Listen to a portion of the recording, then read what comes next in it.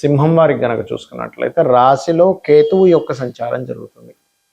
ఎప్పుడైతే కేతు గ్రహం రాశిలో ఉన్నదో ఇక్కడ కేతువు ఒక వైరాగ్యాన్ని విరక్తిని కలిగిస్తూ ఉంటుంది. అయితే సప్తమంలో రాహు, అష్టమంలో శని, భాగ్యస్థానంలో కుజుడు వచ్చేసాడు మీకు. మరియు ఆ కుజుడు ఏ డేట్లో ఏ సమయంలో వచ్చాడు కూడా మీకు చెప్తాను. కుజుడు, రవి, బుధుడు, శుక్రుడు కూడా.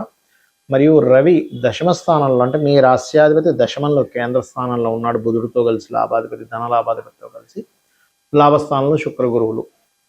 ఇక ఈ చంద్రుడు మాత్రం మీకు దాదాపుగా భాగ్యస్థానం నుంచి చతుర్థ భావం వరకు సంచరిస్తుంటాడు. దీనివల్ల మీకు కలిగేటువంటి ఫలితాలు ఏమిటి, ఏ దేవతారాధన చేయాలి, ఇటువంటి విషయాల్లో మీకు బాగా కలిసి వస్తుందనేటువంటి అంశాలు చెప్తుంది నేనైనప్పటికీ, చెప్పిస్తుంది సాక్షాత్ లలిత అమ్మవారిగా భావిస్తూ ఆ లలితాంబిక అమ్మవారి యొక్క అనుగ్రహం మీకు పరిపూర్ణంగా కలగాలని మనస్ఫూర్తిగా కోరుకుంటూ, గ్రహాలు ఏ ఏ రాసుల్లోకి ఏ సమయంలో మారుతుంది అనే విషయం కనుక చూసుకుంటే 11వ తేదీ కుజుడు మారిపోతున్నాడు. ఆ 11వ తేదీ మనకి కుజుడు 12:39 మధ్యాహ్న సమయంలో మారుతున్నాడు. అయితే దాని యొక్క ఎఫెక్ట్ 1-2 డేస్ ముందు నుంచే ఉంటుంది. అది ముఖ్యంగా ఎండ మీద, అంటే తీవ్రమైనటువంటి దీని మీద, రాజకీయ నాయకుల మీద, రాజకీయ నాయకులకు వచ్చే ఎఫెక్ట్ మీద ఉంటుంది 1-2 డేస్ ముందు నుంచే. అంటే రాజకీయ నాయకులు కొంత ఎఫెక్ట్ ఉంటుంది ఈ కుజుడు రవి దగ్గరికి వెళ్ళడం మూలంగా. ఇది బాగా గుర్తుపెట్టుకోండి. అలాగే మనకి 14వ తేదీ శుక్రుడు మిథున రాశిలోకి, అంటే 10:54 గురువుతో వెళ్ళి కలుస్తున్నాడు. దీనివల్ల కొన్ని మంచి ఫలితాలు కూడా ఉన్నాయి. అది మీ రాశి వారికి ఎటువంటి మంచి ఫలితాలు ఇస్తాయో చెప్తాను నేను మీకు.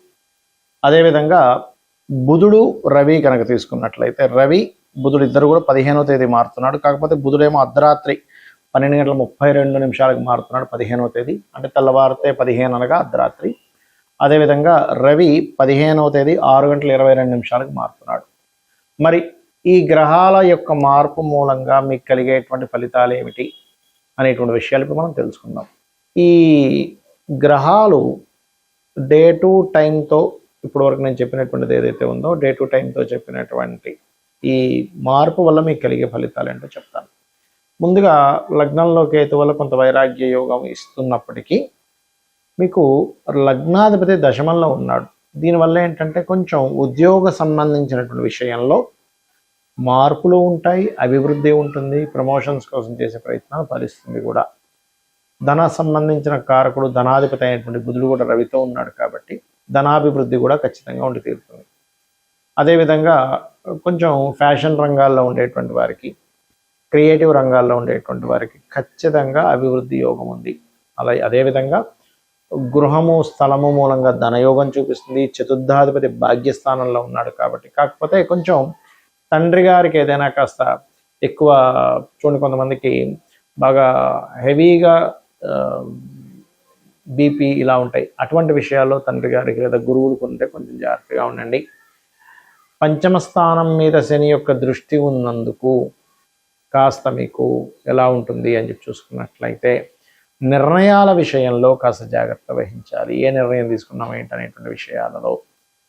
అలాగే మరొక్క విషయం ఏంటి అని చెప్పి చూసుకున్నట్లయితే, ఈ సప్తమ స్థానంలో రాహు ఉన్నందుకు వివాహ సంబంధించినటువంటి విషయంలో విదేశీ సంబంధాలు వెతుక్కోండి.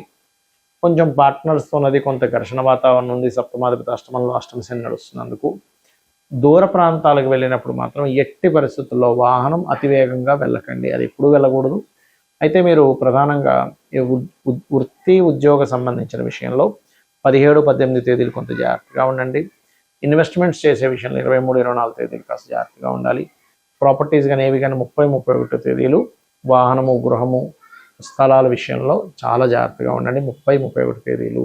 అయితే ఈ పక్షంలో దేశకాల పరిస్థితులు ఎలాంటివి ఉంటాయి చూసుకున్నట్లయితే, మనకి కుజుడు 11వ తేదీ నుంచే మారిపోతున్నాడు. కాబట్టి దానికంటే 1-2 డేస్ ముందు నుంచే ఈ యుద్ధ సంబంధించింది అనుకోండి, తీవ్రమైనటువంటి ఎండ. అసలు ఎప్పుడు కూడా మనకి ఏంటి, మే అయిపోతూ ఉంటే స్లోగా తగ్గాలి, కానీ ఈసారి పెరుగుతూ ఉంటుంది. ఎందుకంటే అగ్నితత్వ రాసుల్లోకి అగ్నితత్వ సంబంధించిన గ్రహం వస్తుంది కాబట్టి ఇది ప్రధానంగా గుర్తుపెట్టుకోండి. అలాగే మరొక విషయం ఏంటంటే, ఇది జలరాశుల వైపు ప్రయాణిస్తున్నటువంటి గురువు. కాబట్టి ఈ పక్షం ఎండింగ్ అవుతూనే స్లోగా జల సంబంధంగా వచ్చేటువంటి ఇబ్బందులు వస్తూ ఉంటాయి. అంటే వాటర్ మూలంగా వచ్చేటువంటి వైరస్లు అనుకోండి, వాటర్ మూలంగా కలిగే ఇబ్బందులు అనుకోండి. అందుకని కాస్త కాచి చల్లార్చిన నీళ్ళు వాడండి. మరి ఈ యొక్క రవి బుధులు ఇద్దరూ కూడా ఎప్పుడైతే వృషభ రాశిలోకి వస్తున్నాడో మరి దేశకాల పరిస్థితుల్లో ఎటువంటి సంఘటనలు ఉంటాయి అనేటువంటిది కనుక చూసుకున్నట్లయితే ఇక్కడ కొంచెం గోల్డ్ రేట్లో పెరగడానికి, గోల్డ్ రేట్ అనేటువంటి హై అవ్వడానికి ఎక్కువ ఛాన్సెస్ ఉంటాయి. మరియు ఈ శుక్రుడు గురువు ఈ యొక్క సంబంధం ఏర్పడింది కాబట్టి ఈ క్రియేటివ్ రిలేటెడ్గా కొంత విద్యా సంబంధించినటువంటివి ఏవైతే ఉంటాయో, విద్యా సంస్థలు కానీ విద్యా సంబంధించిన విషయాలు క్రియేటివ్గా కొన్ని ప్రవేశపెట్టడం జరుగుతుంది. అయితే ఈ ఈ ముఖ్యంగా శని ఎప్పుడైతే మీనరాశిలో ఉంటున్నాడో, మీనరాశిలో ఉండేటువంటి శని గురువు యొక్క రాశుల్లో ఉన్నందుకు ఇక్కడ మొత్తం 5 రాశుల వారికి శని ప్రభావం ఎక్కువగా ఉంటుంది. ఎవరికి? మేషం వారికి 1 సంవత్సరం వరకు ఏలినాటి శని ఉంది. ఇంకొక సంవత్సరం అయిపోయింది కాబట్టి 6.5 సంవత్సరాల వరకు ఉంది మేషం వారికి. మీనం వారికి 4 సంవత్సరాలు, కుంభం వారికి 1 సంవత్సరం వరకు ఉంది. కాబట్టి కుంభం వారికి ఎప్పుడైతే సంవత్సరం వరకు ఉందో, ఇదేంటంటే ఈ శని యొక్క ప్రభావం తగ్గడానికి, అది అష్టమ శని సింహం వారికి అష్టమ శని, ధనస్సు వారికి అర్ధాష్టమ శని ఉంది. కాబట్టి మీరు శని బాధ ఉంది అనేటువంటి దీంట్లోకి వెళ్ళిపోకుండా సింపుల్గా కొన్ని టెక్నిక్స్ చెప్తాను, అవి చేయండి. ఏ ప్రభావం ఉండదు. భయపడిపోయి అయ్యో ఏదో చేయించేసుకోవాలి, నాకేది కలిసి రాదేమో అని భయం పడకండి. ఎందుకు ఈ విషయాన్ని ఎందుకు లేవెత్తానంటే, సాటర్న్ నడిచేటప్పుడే నేను చాలాసార్లు వివరించాను మీకు. రాజకీయ నాయకులు అయ్యారు, చాలా గొప్ప గొప్ప వాళ్ళు అయ్యారనే విషయాన్ని. అదేవిధంగా కేవలం ఏలినాటి శని, అర్ధాష్టమ శని, అష్టమ శని కాకుండా మనకి కాలసర్ప దోషాలు ఇవే కాకుండా మన జన్మజాతకం అనేది ఒకటి ఉంటుందో కూడా చెప్పాను. అయితే మీకు ఏలినాటి శనికి సంబంధించిన, అర్ధాష్టమ శని, అష్టమ శనికి సంబంధించిన రెమెడీ మిగతా విషయాలు చెప్తాను. ఇక్కడ కొన్ని విషయాలు మీరు పాటించండి. నెగ్లిజెన్సీ చేయకండి. ఎవరితోనైనా మాట్లాడేటప్పుడు ఎక్కువ జోక్స్ వేస్తే అది ఒక్కొక్కసారి రాంగ్ దీంట్లోకి వెళ్తుంది, గుర్తుపెట్టుకోండి. అలాగే మరొక్క విషయం ఏమిటి అని చెప్పి చూసుకున్నట్లయితే, ఇక్కడ ఏ పని పోస్ట్పోన్ చేయకండి, బద్దకించకండి.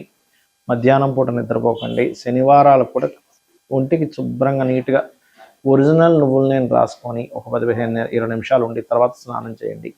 నిత్యము ఆంజనేయ స్వామి ఆలయం కానీ, సుబ్రహ్మణ్యేశ్వర స్వామి ఆలయం కానీ, లేకపోతే మన లక్ష్మీనరసింహస్వామి ఆలయం, లేదా గణపతి ఆలయం, లేనట్లయితే రావి చెట్టు ఉన్న ప్రదక్షిణం చేయండి. ఖచ్చితంగా మీకు ఆ ప్రభావం తగ్గుతుంది. ఎప్పుడు కూడా గ్రహాలు గోచారంలో మారుతున్నప్పుడు, గోచారం అంటే కాలంలో జరిగే మార్పులు బట్టి మీ యొక్క జాతకానికి బలాబలాలు తగ్గడం పెరగడం జరుగుతూ ఉంటాయి. కానీ మీ పర్సనల్ చార్ట్ అనేది ఒకటి ఉంటుంది, లగ్నం నుంచి 12 భావాలు. లగ్నం అంటే మీ యొక్క పర్సనాలిటీ, మీరు ఎందుకు ఎదగలేకపోతున్నారు, మీరు ఎందుకు ఇంత టాలెంటెడ్గా ఉన్నారని చెప్పేది. ధనస్థానం, ధనాన్ని ఇచ్చేటువంటి భావం ఎలా ఉంది, ధనభావము, పంచమ భావము, లాభభావము, భాగ్యభావాన్ని చూసి ధనం మీకు ఏ మార్గంలో వస్తుందో తెలుస్తుంది. అదేవిధంగా అన్నదమ్ములతోని లేకపోతే దాయాదులతో ఎందుకు శత్రుత్వాలు ఉన్నాయి, ఎందుకు మిస్కమ్యూనికేషన్ అవుతుంది అనేది 3వ భావము. 4వ భావం ఏదైతే ఉందో పర్టికులర్గా మీకు విద్యా సంబంధించిన, ప్రాపర్టీ సంబంధించిన, ఎప్పుడు కొనాలి, ఏ డైరెక్షన్ కొంటే మంచిది అనేటువంటి చెప్తుంది. సంతానం పంచమ భావము. 6వ భావం ఏదైతే ఉందో 6th హౌస్ అంటారు. ఆ 6th హౌస్ ఏదైతే ఉందో మీకు పర్టికులర్గా ఇచ్చేటువంటి రిజల్ట్, ఇది రోగస్థానంగా చెప్తూ ఉంటారు, పూర్వజన్మ కర్మస్థానంగా చెప్తూ ఉంటారు. కాబట్టి 6వ భావంలో ఏవైతే గ్రహాలు ఉంటాయో ఆ గ్రహాలకు సంబంధించిన దానం ఎక్కువగా చేస్తూ ఉండండి మీరు. అప్పుడు ఏమవుతుందంటే మీకు ఇబ్బంది అనేటువంటిది రాదు. ఇది బాగా గుర్తుపెట్టుకోండి. అలాగే 7వ భావాన్ని బట్టి మీకు వచ్చే పార్ట్నర్, మీకు వచ్చే జీవిత భాగస్వామి ఎలా ఉంటారు అనేటువంటిది. అష్టమాన్ని బట్టి మీ లైఫ్లో జరిగేటువంటి సంఘటనలు, ఆకస్మిక సంఘటనలు చెప్తుంది. భాగ్య భావాన్ని బట్టి మీ ఉన్నత విద్యలు, తండ్రి యొక్క స్థితి. దశమ భావాన్ని బట్టి మీ కెరియర్ గ్రోత్ ఎలా ఉంటుంది, ఎందుకు గ్రో అవ్వాలి. లాభభావాన్ని బట్టి మీకు జరిగేటువంటి లైఫ్లో పొందే సక్సెస్. 12వ స్థానాన్ని బట్టి మీ ఇన్వెస్ట్మెంట్స్ ఎప్పుడు చేయాలి, మీరు విదేశాలకు వెళ్తే బాగుంటుంది, ఇక్కడ ఉంటే బాగుంటుంది అని విడివిడిగా ఉంటాయి ఇప్పుడు ఆస్ట్రాలజీలో. అంతేగాని మూసగా ఎల్నాటి నడుస్తుంది కాబట్టి నాకేం కలిసి రాదు, కాలసర్ప యోగం ఉంది కాబట్టి నాకేం కలిసి రాదు అనేటువంటిది ఉండదు. అలా ఎక్కడా మహర్షి చెప్పలేదు. ఏ భావానికి ఆ భావం చాలా స్పష్టంగా ఈ భావానికి సంబంధించిన ఫలితం వస్తుంది కాబట్టి నీకు ఇలా జరుగుతుంది. ఈ భావానికి సంబంధించిన ఫలితం నీకు అంత బలంగా లేదు కాబట్టి నువ్వు ఇబ్బంది పడుతున్నావు. సో దానికి పరిహారం చేసుకునేటువంటిది ఉంటుంది. అయితే జాతకం తెలియదు, నాకేం అర్థం కావట్లేదు, నా రాంగ్ టైం ఉంది, నా టైం సరిగా లేదు అని అనుకునేవారు సింపుల్గా ఏం లేదు. రోజు నిత్యము ఉదయం నిద్ర లేచిన వెంటనే సూర్యుడికి అర్ఘ్యం వదలండి, లలితా పారాయణం చేయండి, నిత్యము ఏదైనా ఒక ఆలయానికి వెళ్ళడం చేయండి, ధర్మబద్ధమైనటువంటి జీవితాన్ని గడపండి, గోశాలకు వెళ్ళి గోసేవ చేయండి. చాలు. ఈ పనులు మీరు చేసుకుంటూ వెళ్తుంటే గోవులో సకల దేవతలు ఉంటారు కాబట్టి సకల గ్రహాలు సకల దేవత ఇవి పోతుంది. నిత్యము దేవతారాధన చేయడం వల్ల ఇంట్లో మీకు అక్కడ చాలా దోషం పోతుంది. ధర్మం మనల్ని కాపాడుతూ ఉంటుంది, ధర్మబద్ధమైన జీవితం మనల్ని కాపాడుతూ ఉంటుంది. ఇవి చేయండి, మీరు ఏమీ కూడా చూసుకోవాల్సిన పని లేదు. శ్రీమాత్రే నమః.